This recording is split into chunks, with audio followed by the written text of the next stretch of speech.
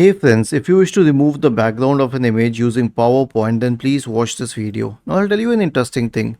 Recently, they added a background image remover to Microsoft Paint, but that is not as precise as the ones that they give with Microsoft Word and PowerPoint, and I'll tell you why. This is my belief because these are paid tools. So anyway, let us insert an image. I'll pick an image. Let me pick this image, this cute dog image.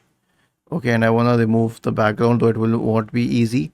So the picture format tool opens immediately. I mean the tab.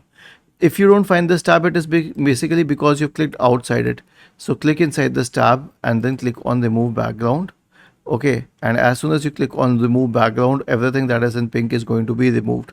Now, as you can see, that this tool didn't act as smart because it's picking up the eyes and ears of this dog. So I have two options. One is mark areas to remove and one is to mark areas to keep. In this case, I'll select mark areas to keep.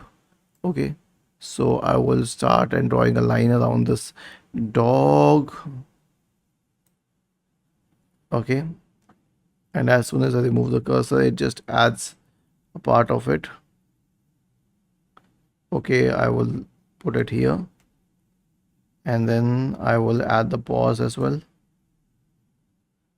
And this is how I remove or keep certain areas.